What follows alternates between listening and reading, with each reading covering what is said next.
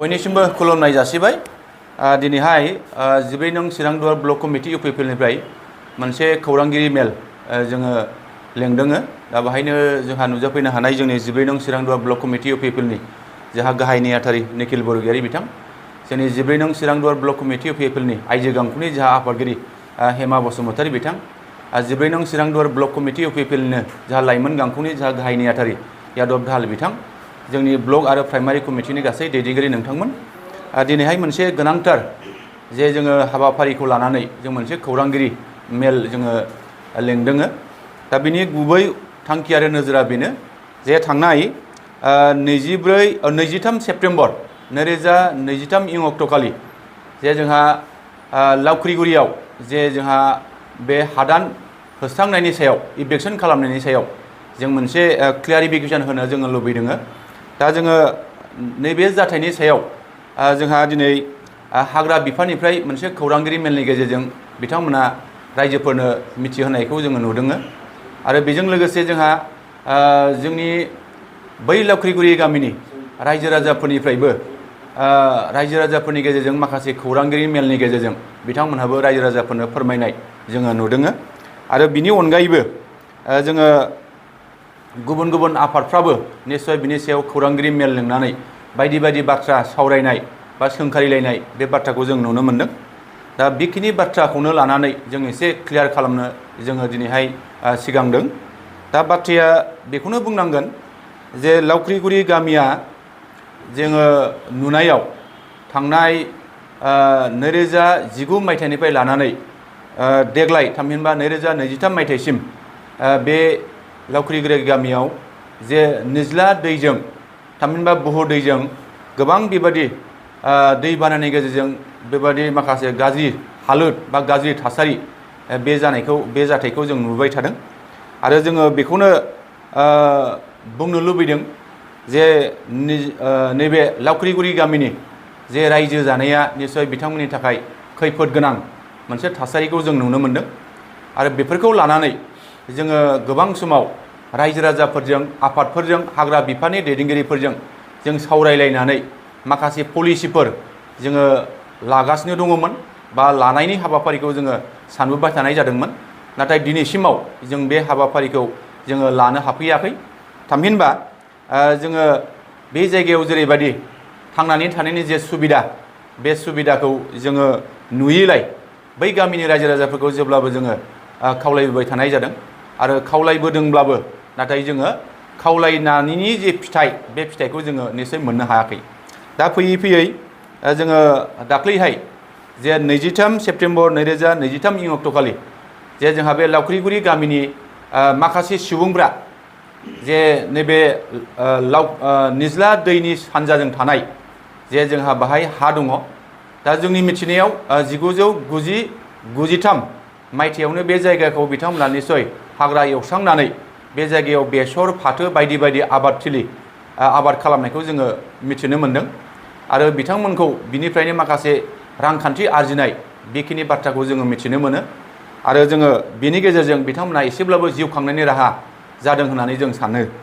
दा बाथ्राया जाबाय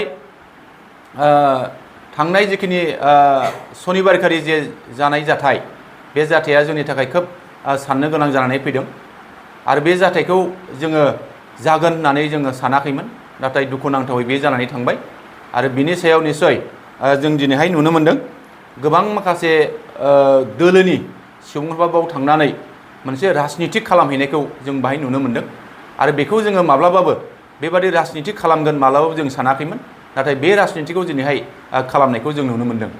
दा बाहाय थांनाय माखासे बिपिएफनि दैदेनगिरिफ्रा बे जायगायाव थांनानै जे इभेक्सन जानाय सुबुंफोरखौ जे नायनायजों लोगोसे गोबां माखासे बाथ्रा बांसावनाय बेखौ जों नुनो मोन्दों। आरो बे बांसावनाय बाथ्राफ्रा निश्चय ओंथि गैया होननानै जों बुंगोन, मिनिंलेस होननानै जों बुंगोन। मानोना बे जायगायाव जोङो गोबां बोसोर बिथांमोननि रायजो जानायजों जोंहा लोब्बा दङ। आरो बिथांमोनहा माबादि रायजो जाबोदों बेखौ जों 100% जों मिथिगौ। आरो बिथांमोननि मोजांनि थाखाय जों जेब्लाबो दोलोनि जानानै बे ओनसोलनि नागरिक जानानै जों निश्चय सानबोबाय थानाय जादों। आरो बिथांमोनखौ जोंहा अननाया 100% जोंहा दङ। आरो जोङो भबिष्यतआव फैबाय थानाय समाव बिथांमोननि थाखाय जोंहा माबा मोनसे मावनो गोनां दं होननानै जों सानो। दा बाथ्राया बेनो जे दाख्लै सुनिबारखालि जे जानाय जाथाय बिनि साननै उनाव जोंहा समबारखालि BPF दिल्लीनि हान्जाया बे जायगायाव थांनानै रायजोफोरनि जे नैबे जाथाय जानाय बेखौ लानानै गोबां माखासे बाथ्राफोर बानसावनायखौ जों नुनो मोनदों। आरो बाहाय बुंनो थाङोब्ला कास्टम बसुमतारी, बे कास्टम बसुमतारीया बाहाय फैनानै गोबां बाथ्राखौ जोङो बिथाङा बुंनायखौ जों नुदों। आरो जों बेखौनो सोंनो लुबैदों जे कास्टम बसुमतारीया सोर? जे कास्टम बसुमतारीया सासे बिटिआरआव भटार गैयै सासे सुबुं। आरो जोंनि मिथिनायाव कास्टम बसुमतारीया सासे गेसाव आलु होननानै जों मिथियो। आरो बिथाङा दिनै बे जायगायाव फैनानै गुदुं मोनसिया गुसु मोनसिया बायदि बाथ्रा बानसावनाया जोंनि थाखाय खोब दुखुनांथाव आरो बेयो लाजिथाव होननानै आं सानो। आं आसा खालामगोन इयुनाव जाहाथे बेबादि गुदुं गुसु मिथियालासे बाथ्रा बुंलाबायनायनिफ्राय जाहाथे गोजानाव थायो, आं बेखिनिखौ लुबैगोन। आरो बिथाङा जोंनि बिटिआरनि EM सार रन्जित बसुमतारी बिथांनि सायावबो गोबां गाज्रि बाथ्रा बुंलाबायनाय आं बेखिनिखौ नुदों। आरो जों बेखौ खावलायगोन जाहाथे बेबादि बाथ्रा बुंलाबायनायनिफ्राय बिथाङा जाहाथे गोजानाव थायो। आरो जोङो बै जायगानि थाखाय जथेस्थ' दा जोङो मोजांनि थाखाय खामानि मावनाया सोलिबाय थादों। आरो इयुनाव बिथांमोना पार्मानेन्ट मोनसे सलुसननि थाखाय बियो फैगासिनो दं, जों बेखौ बुंनो हायो। आरो जों बेखौनो बुंनो लुबैदों आरो बेखौनो जों सोंनो लुबैदों जे जोंहा नैबे समस्तिनिफ्राय 12 नं चिरांदुवार समस्तिनिफ्राय BPF दिल्लीनिफ्राय जोंनि BTC गावखुंथाय सरकाराव जे 17 बोसोर जोंहा जोंनि बे ओनसोलनि जोंहा बारग' डिपुटि चिफ लेङाइ गाहाय मावफुं सोद्रोमा बिथाङा बे ओनसोलनि सासे मावथि जानानै बै जायगानि जेंनाखौ नुनानै बिथाङा बै जायगानि मानसिफोरनि थाखाय मानो हानि मोन्थायखौ मानो होलांनो हायाखै? 17 बोसोराव बिथाङा मानो हानि मोन्थायखौ होनो हायाखै? दिनै जोंनि UPPL सरकारा दिनै प्रमद बर' दैदेननाय सरकारा दिनै बिथांमोननि थाखाय माबा मोनसे खालामनायनि जे राहा लामाया सोलिगासिनो दङ। आरो बियो दिनै नङा, निश्चय गाबोन जागोन। दा बिनिखायनो जों आसा खालामदों बैफोरबादि माखासे बाथ्रा बानसावनायनिफ्राय बिथांमोना जाहाथे गोजानाव थायो। आरो जोङो नुदों जे BPFनि खौरांगिरि मेलनि गेजेरजों जे थांनाय समाव जे 2019निफ्राय 2023 सिम गोबां बाना जाबोदों। बे बानायाव जोंनि UPPLनि दैदेनगिरिफ्रा बे जायगायाव थांनानै जेबो रानाखै होननानै बुंदों। UPPL सरकारनिफ्राय जेबो हैयाखै होननानै बुंदों। बे UPPL सरकारनिफ्राय हैयाखैब्ला जोंनि प्रमद बर' दैदेननाय सरकारा, जोंनि रन्जित बसुमतारी दैदेननाय सरकारा बै जायगानि रायजो राजाफोरनि गोबां दुखु जारलायाव जोङो बाहाय निश्चय एसेब्लाबो जों हंखा संनो हादों। जोङो सरकारनि जानानै गोबां बाहाय बुस्थु बाहायनो राननाय आरो बिथांमोननि थांनानै थानायनि जे सुबिदा सरकारनि जिखिनि आसनि बै आसनिफोरखौ जों बिथांमोननो होनाय जादों। आरो बिथांमोना दिनै नुवा हसिया, मिथिया हसिया, सुलु लाया हसिया बेबादि बाथ्रा बुंनाया जोंनि थाखाय खोब लाजिथाव। आरो बेबादि बाथ्रा बुंनायनिफ्राय जाहाथे बिथांमोना गोजानाव थायो, आं बेखौ खावलायगोन। आरो आङो बेखौनो खावलायनो लुबैदों जोंहा आरोबाव बे समावहाय जोंनि BPF दिल्लीनि जा मोनसे समाव एक्सपेल जानाय प्रहलाद ब्रह्म बिथाङाबो बे जायगायाव थांनानै गोबां बाथ्रा बानसावनायखौ जों नुदों। प्रहलाद ब्रह्मआ सोर? प्रहलाद ब्रह्मआ बे जायगानि सोमोन्दै मा मिथिगौ? प्रहलाद ब्रह्मखौथ' जों सासे एक्सपेल जानाय मानसि होननानैसो मिथियो। आरो बिथाङा बे जायगायाव फैनानै बायदि बाथ्रा बानसावनायनिफ्राय गोजानाव थानांगौ। आरो बिथाङा दिनैनिफ्राय बे जायगायाव फैनानै बेबायदि बाथ्रा बानसावनायनिफ्राय जाहाथे गोजानाव थायो, आं बेखिनिखौ खावलायगोन। मोनसे खोथा बुंनाय जायो आरो माने गुबुन हारिखौ होआ, नाथाय बर' हारिखौ मोनसे होबाय थायो हादान सिफायनायनिफ्राय, बे मोनसे बाथ्राखौ बुंबाय थायो।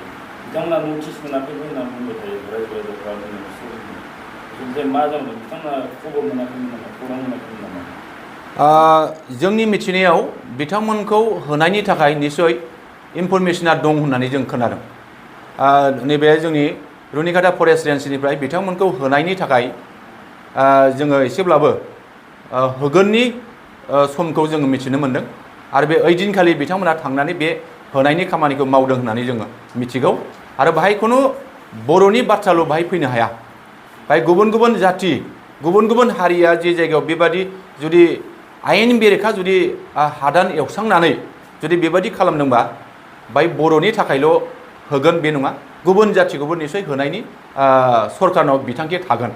आरो जोंनि मिथिनायाव नैबे जिखिनि दा लावख्रिगुरि गामिनि सानजाहा जे न' एसेब्लाबो बादा खालामहैदोंमोन, बे बादा खालामहैनायाव जोङो मिथिगौ जे माखासे बोसोर सिगां बे जायगाखौ रायलायनायनि गेजेरजों बिथांमोननो होनायनि थांखिया निश्चय दङमोन नाथाय बिथांमोनहा बे जायगायाव सम आरो बोथोरजों खाबजानानै बे जायगायाव खारलांनो हायैनि थाखाय फरेस्ट बिफानजों सोमोन्दो लाखिनानै बे जायगायाव थांनानै GPS खालामनो हायैनि थाखाय नैबे हानि जे मोनथाय बे मोनथायनिफ्राय बिथांमोनहा निश्चय गोजान जानांदों आरो जोंनि मिथिनायाव बे हाखौ दिनैहाय फरेस्ट बिफाना हाग्रा बिफाना इक' ट्रास्टनो बिफां गायनायनि थाखाय एलटमेन्ट खालामनानै होदों बेखिनिखौ जों मिथिगौ दै होबथानाया निश्चय एसेबाबो आवगायदों नोंथांनि मिथिनायाव बे गामिखौ दै होबथानाया माबायदि जानानै दं नोंथांनि मिथिनायाव जोंनि मिथिनायाव जे थांनाय 2022 मायथाइनि 12 जुलाइ खालि आसामनि गिबि मन्थ्रि मानगोनां डक्टर हिमन्त बिश्व शर्माया बे जायगायाव फैनानै बे जायगानि थासारिखौ बुजिफैनानै बे जायगानि पार्मानेन्ट मोनसे सल्युसननि थाखाय बिथांमोना खामानि मावनो थांखि लादों आरो जोंनि मिथिनायाव बे खामानि मावनायनि जे हाबाफारि बे हाबाफारिया सोलिगासिनो दङ दिनै नङा गाबोन बे ओनसोलनि जे दैबानाजों भुगिनांनाय सुबुंफोरनि थाखाय आरो बे लावख्रिगुरि गामिनि रायजो जानायनि मोनसे सुबिदाया निश्चय मोजां फारसे फैनो हागौ फैगोन जों बेखौ मिजिं खालामो आरो बे निज्ला दैनि जिखिनि हा खुरखानाय आरो दैबाना जानायजों गोबां जेंनाजों भुगिनांनाय बे जेंनाया निश्चय पार्मानेन्ट मोनसे सल्युसननि राहाया फैगासिनो दं जों बेखौ मिथिनो मोनो